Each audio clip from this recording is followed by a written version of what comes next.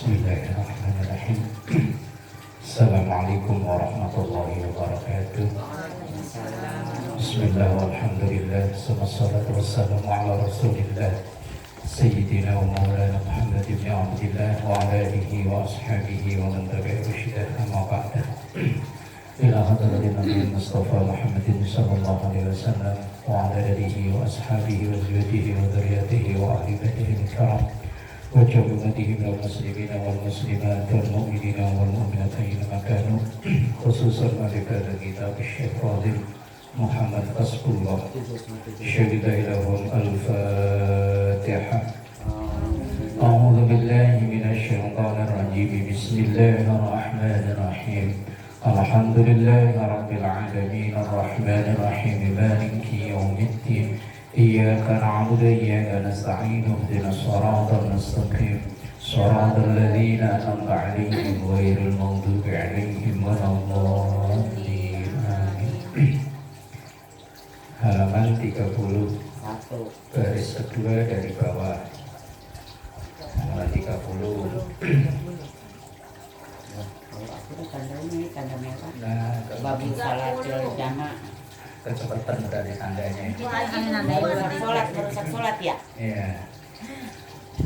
Bab yang membahas tentang yang membatalkan sholat.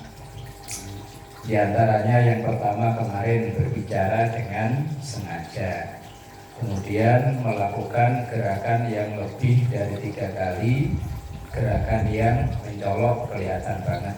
Kalau kecil seperti kayak garuk-garuk atau menggerakkan jari maka tidak batal.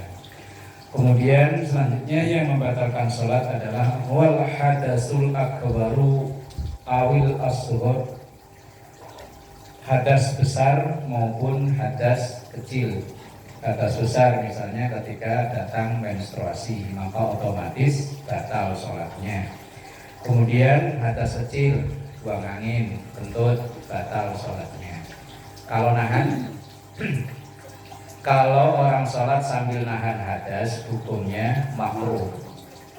Kalau memang waktu masih longgar, masih luas dan tidak merepotkan, lebih baik dibatalkan. Dilepaskan. Dilepas itu. Daripada digenjat keluarnya kecil-kecil, Iya. mending dikeluarin. Tapi kalau waktunya sudah mepet, misalnya udah sholat asar, udah jam menjelang maghrib baru sholat asar, misalnya baru bangun, apa yang beli saking banyaknya, yang layangi repot, sampai lupa. Jam 6 kurang seperempat kok baru sholat asar, biar apa perutnya kerucuk, kalau memang bisa ditahan, tapi kalau nggak bisa, namanya nggak bisa. Lah orang sholat sambil nahan itu hukumnya makruh. Nahan lapar juga sama, kecuali bagi orang yang berpuasa. Yang kemarin yang pengajian bapak-bapak yang kita kasih batu saja itu ada 20 hal yang menyebabkan sholat itu menjadi makruh. Di antaranya orang nahan hadas, orang nahan lapar, orang sholat dalam keadaan tidak nyaman itu kayak terasa ngantuk, terus gerah, panas, gatel-gatel, ya wis mandi dulu, kalau lapar ya makan dulu, kalau ngantuk Tidur dulu. bablas. Ya kalau ngantuk ya wudu kayak apa bikin kopi apa-apa. Kalau yang kemarin saya sholat tuh Pak Ustadz, di tempatnya itu agak bau, saya itu kayaknya gini, aduh ini dipisah apa enggak karena basah di ini. Gak taunya tetesan itu gimana makruh juga tuh. Ini tetesan AC. Iya, pikir Ya, saya ini kan tetesan AC enggak najis. Dia mikir saya Oh, pikir kalau karena bau gitu. Kalau orang sholat sambil mikir ya biasa kita sehari-hari emang gitu ya. Iya. Apalagi lagi sholat Allahu Akbar beli, gimana nggak mikir? Lah iya. Lagi sholat baru takbir ada yang beli, Bu. Giliran keluar cuman beli permen atuh.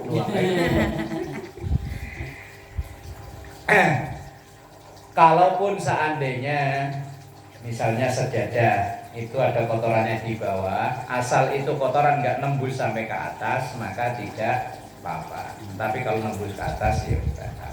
Nah itu yang di bahasan selanjutnya itu yang sekarang yang kita bahas yang di baris kedua dari bawah. Wa hudusun najasati allati la yukfa anha. Terkena najis baik di badan, pakaian maupun tempat. Allati la yukfa anha, yang najis itu najis yang tidak dimaafkan. Ya, misalnya kayak kencing kucing atau kotorannya atau kotoran bocah. Misalnya kita lagi sholat ya, cucu yang kecil kebetulan pipis ya, tiba-tiba kok ngamplok orang Sundanya apa? Misalnya biasanya cucu kan kalau kita lagi sholat apalagi lagi sujud tiba-tiba naik ke punggung lah. Kalau orang Jawa ngamplok, kalau orang Sunda apa? Demblok. Nah kalau memang bocah itu kok pipis terus kemudian itu kan membawa najis. Nah kalau sampai satu rukun misalnya kok dia nggak turun maka sholat kita batal. Batal bukan karena tomplok itu bukan, tapi karena najisnya itu. Kalau hanya sekedar naik ke punggung kan biasa ya anak-anak. Dan Rasulullah sendiri pun sering dalam riwayat cucunya yang Hasan maupun Husain itu sering naik ke punggung beliau saat beliau lagi sholat. Nah misalnya tadi ketika kita sholat kok kejatuhan najis, kalau itu najis yang dimaafkan nggak masalah. Misalnya kayak nyamuk, kalau di sini kan nyamuk banyak. Kalau ibu-ibu sih sholatnya rapet ya. Nah kalau bapak-bapak kalau yang pakai lengan pendek begini kan, ya kalau mama kan pakai mukena tutup rapat. Kalau bapak-bapak pakai sarung, bagian kaki bawah juga masih kelihatan. Nah yang paling muka. Nah kalau seandainya ada nyamuk, kemudian kita beginiin kok mati, kan berdarah. Iya, berdarah. Terus darah itu aslinya najis, bangkai yo aslinya najis, bangkai nyamuk. Tapi itu najis yang dimaafkan, alias masih lanjut sholatnya. Tapi kalau najis yang tidak dimaafkan, misalnya tadi kotoran kucing umpama, ya batal sholatnya.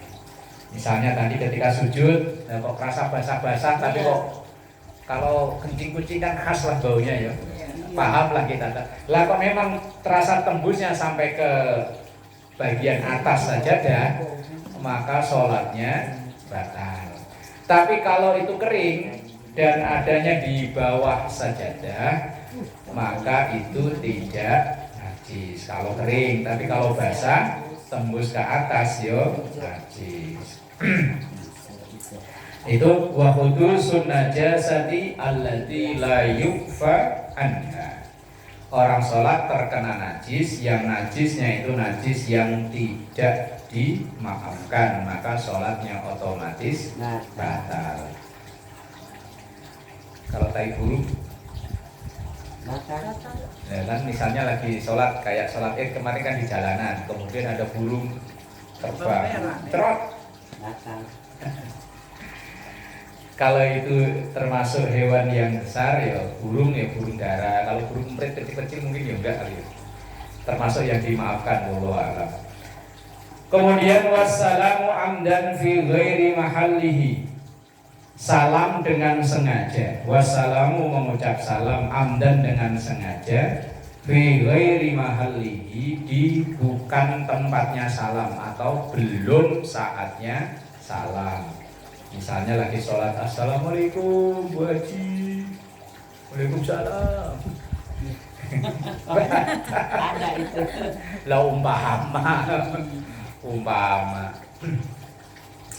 Kemudian wa fi'lu syai'in minal arkanil fi'liyati fi ghairi mahallihi. Melakukan wa fi'lu syai'in, melakukan sesuatu minal arkanil fi'liyati, dari rukun fi'liyah. Rukun fi'liyah itu hanya rukun yang berupa gerakan. Kalau qauliyah itu rukun yang berupa bacaan.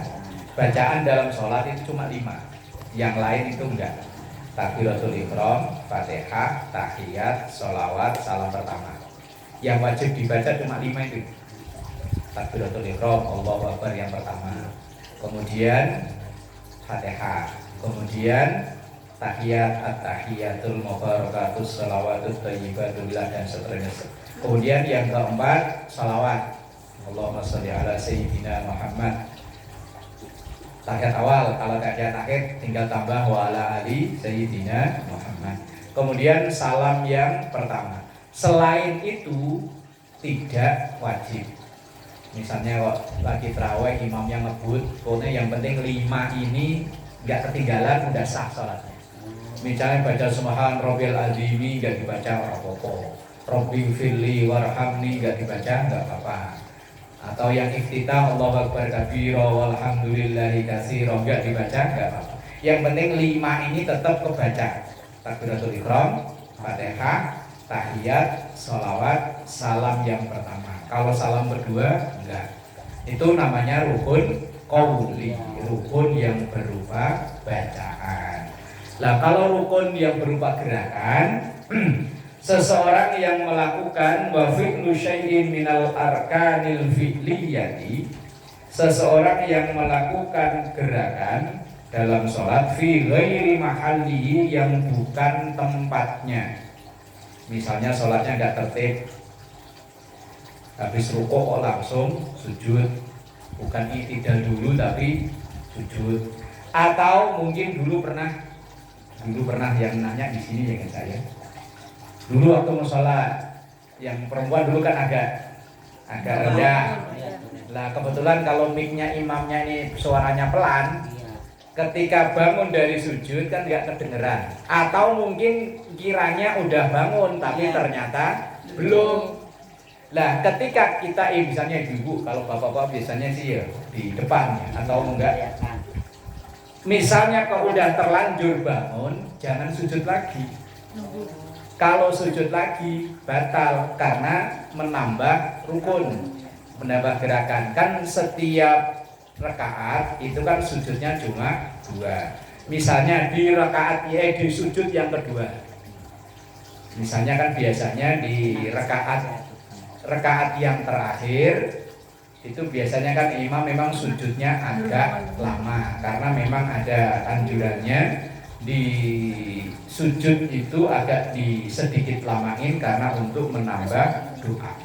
Misalnya kalau udah terlanjur bangun ternyata imamnya masih sujud, jangan ikut sujud lagi, ya udah nungguin aja. Karena kalau sujud lagi batal sholatnya karena nambah. Nah iya, nanti kan sujudnya jadinya 3 kali. Saya pernah begitu terus. Lah yo, dulu belum tahu ya wis rapopo wong belum tahu. Karena kita takut katanya gini, kalau yang bangun duluan jadi mati. Jadinya kan takut ya, mau sujud lagi jadinya. Lah yang ya memang itu ada keterangannya seorang makmum yang selalu mendahului gerakan imam, selalu. Iya. Lah kali ini kan mendahulinya karena tidak tahu kan. Nggak sengaja pulang. Mungkin mikirnya, wah imam udah bangun kali. Iya, Kok udah lama begitu nongol. Lah imamnya masih sujud, ya jangan sujud lagi, udah langsung duduk. Atau begini, ketika tarawih biasanya malam ke-16 kan kunut. Nah kadang kan nggak ngeh. Iya. Begitu imamnya Allah, kirain kita mau Allahu Akbar, kita langsung sujud. Kalau udah nyampe ke sujud, jangan bangun. Tapi kalau belum sempurna sujudnya, misalnya baru turun doang. Iya. Kok ternyata Allahumma dina, bangun lagi kan? Tapi kalau udah terlanjur sujud, ya wes nungguin. Repotnya, iya sujud terus. Repotnya kalau kunutnya lama, ya wes jangan berdiri lagi. Nah ini kenapa nih sujud? Iya pernah ya. Katanya dia pingsan. Bahaya. Nah memang problem kalau terawih itu kan kadang tadi ya, yang ibu-ibu kan kebagian tempatnya. Iya. Terus kalau yang imamnya pakai mic-nya dekat, si suaranya keras. Kadang kan mic ada yang agak jauh, atau mungkin mic-nya mati. Mati waktu itu. Mati ya. Nah, ya wis. Ketika udah terlanjur sujud, jangan bangun lagi. Atau ketika udah terlanjur bangun, ya jangan balik sujud lagi. Karena itu bisa menambah rukun Lah menambah rukun itu termasuk yang membatalkan sholat. Kalau udah terlanjur, ya wis. Dulu intip-intip kan. Saya gitu, udah pernah baju Iya, makanya. Alhamdulillah jadi imam ya. Kan Iya. suaranya anaknya. Ini apa? Kenapa Ya kalau cuma baru begini doang, iya balik lagi. Baju nama, Bang. Itu bukan kita doang, baju banyak yang pada. Iya. Makanya bilang kenapa? Nah iya makanya Ini anak Pak Indra. aduh. kalau memang kondisi, kalau memang belum bangun ya udah. Kalau baru nengongol palanya doang, balik kayak kura-kura ya. Masya Allah, terima kasih Pak Ustadz ilmunya. Jadi ya gunanya ngaji lah ya gitu loh. Wong kita ibadah ini kan dulunya hanya karena ikut-ikutan. Iya. Bapak emak kita sholat, kita ikut sholat. Wes bapak emak rukuknya begitu ya begitu. Cuman kadang ilmunya kita belum tahu lah. Makanya ya kita sedikit-sedikit belajar. Ini untuk yang andai aja yang ada yang belum tahu kita jadi tahu. Kemudian wariddatu murtad. Nah, sholat kok murtad ini. Tapi bisa jadi ya. Kadang kalau nonton di media sosial itu orang sudah umur 60-an malah murtad, keluar dari Islam. Wal iyadzubillah, kita mohon perlindungan dari Allah Amin. agar terjauh dari penyakit atau sifat atau murtad keluar dari Islam. Otomatis ketika seseorang berpikiran murtad itu bisa lewat hanya keyakinan, bisa lewat omongan. Ketika ia meyakini bahwa ada Tuhan lain selain Allah, ketika dia mengucapkan ada Tuhan selain Allah, ya otomatis dia murtad. Ya terus otomatis ya kalau memang muslim lagi ya syahadat lagi. Dan orang murtad itu resikonya lebih besar daripada orang kafir asli. Orang kafir asli misalnya memang dia terlahir bukan Islam, umur 50 tahun kok baru masuk Islam, maka segala ibadah yang ia tinggalkan itu ibarat orang bayar pajak mah pemutihan. Tapi kalau orang murtad gak bisa. Orang murtad itu misalnya dari kecil Islam, umur 30 murtad karena dapat jodoh bukan orang Islam. Umur 50 jodohnya meninggal mati, balik Islam lagi 20 tahun. Selama dalam kemurtadannya itu puasanya, sholatnya, zakatnya, kalau memang dia orang berduit wajib diqodho. Beratnya orang murtad kan. Kalau kafir asli enggak. Kalau yang qabulu minallah pemutihan, tapi kalau qabulu minan nas ya enggak. Utang ya tetap wajib bayar. Wa inkishaful aurati lil qadiri ala satri, terbukanya aurat. Wa inkishaful aurati, terbukanya aurat lil qadiri, bagi orang yang mampu ala satri, untuk menutup aurat tersebut. Misalnya kita lagi sholat dekat kipas kok keangkat, maka segera tutup. Pokoknya misalnya kaki kok kerasa sriwing-sriwing, segera tutup. Lah kalau dibiarkan sampai lebih dari satu rukun nanti batal sholatnya. Biasanya kalau yang laki-laki itu penyakitnya di sini. Biasanya pakai kaos yang agak ngepres, apa namanya, nyetrit. Ketika rukuk, sujud, nah itu lesung pipitnya kelihatan. Nah, apa? Batal sholatnya. Kalau perempuan biasanya di telapak kaki. Telapak kaki itu kalau misalnya kerasa, misalnya kebetulan lagi sholat id di jalanan kok ada angin, kok kerasa, maka segera ditutup. Bahkan seandainya orang lain yang terbuka auratnya kok dia nggak nyadar, kita boleh nutup. Oh iya. Misalnya orang di depan kita nih, Iya dekat ya. cuman takutnya kalau dia nggak tahu malah apa ya, salah sangka. Ini sholat kok malah gelitikin orang lagi. Padahal kalau misalnya dia tahu auratnya terbuka, kita di belakangnya ketika mau sujud sambil narik begini untuk nutup auratnya boleh. Atau mungkin misalnya ibu di rumah ada anak yang perempuan atau siapa yang sholat, ketika sujud kok auratnya kelihatan, ibu boleh nutup perut, ditarik itunya, itu apa namanya ini, mukenanya, biar ini tertutup. Itu bagi orang yang mampu lah. Kalau yang nggak mampu Tapi kalau orang sekarang nggak mungkin. Kalau zaman dulu mah iya, seperti kisah Sa'labah ya, Iya. yang baju aja sampai Gantian. gantian. Apalagi orang sekarang sehari kondangan 3 kali juga bajunya ganti-ganti ya Bu Haji ya. Ya iya, pokoknya sehari itu loh kondangan 3 kali. Kalau laki mah kadang kondangan buat minggu depan juga masih dipakai lagi. Benar-benar. Masih nyangkut tadi. Iya. Wa taghyirun niyati, merubah niat. Batal, maksudnya merubah niat itu begini loh. Ini ketika kita misalnya awalnya sholat zuhur dirubah jadi qobliyah zuhur, nah itu kan merubah niat. Atau termasuk batal lagi itu menggantungkan atau menggantungkan niat dengan kejadian sesuatu. Misalnya ketika kita punya jemuran yang di luar, kalau jemuran di dalam jemuran di luar. Ketika kita naruh jemuran, begitu mau sholat kok tiba-tiba mendung. Begitu kita dapat satu rakaat kok ada gledek der. Terus kemudian ntar kalau hujan saya batalin sholat saya, otomatis saat itu batal. Atau misalnya yang sambil ngomong cucu, ngomong anak yang seumuran si Alvin ini kan terusur. Wah, begitu dia mainan dispenser dinyalain panas, wah. Bentar, kalau kena air panas saya batalin sholatnya. Maka saat itu juga sholatnya sudah batal. Dan terus gimana? Ya wes nggak usah diniatin, wes biarin. Wa tahawwulu anil kiblati, dan bergeser dari arah kiblat bisodri dengan dada, amdan dengan sengaja.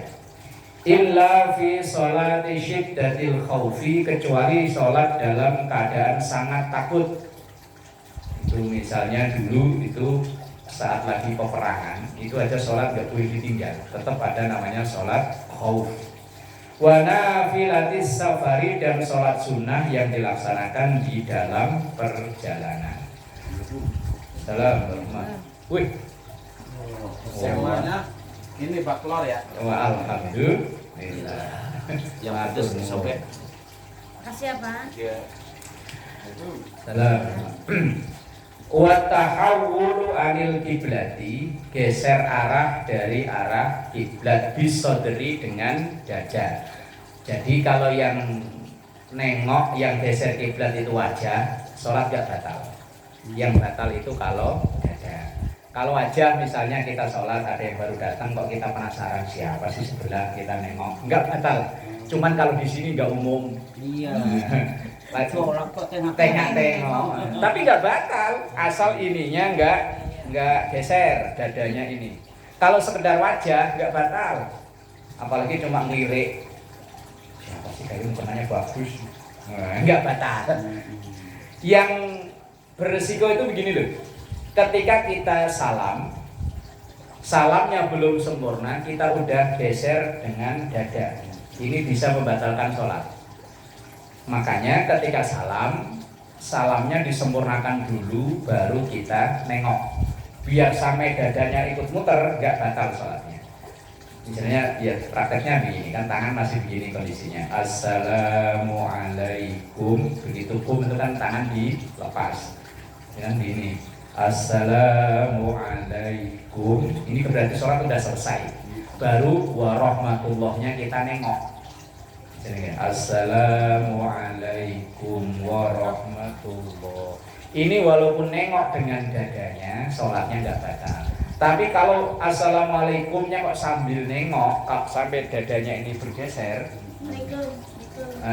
batal sholatnya. Ya, yang hati-hati itu. Lah ya, misalnya begini, assalamualaikum.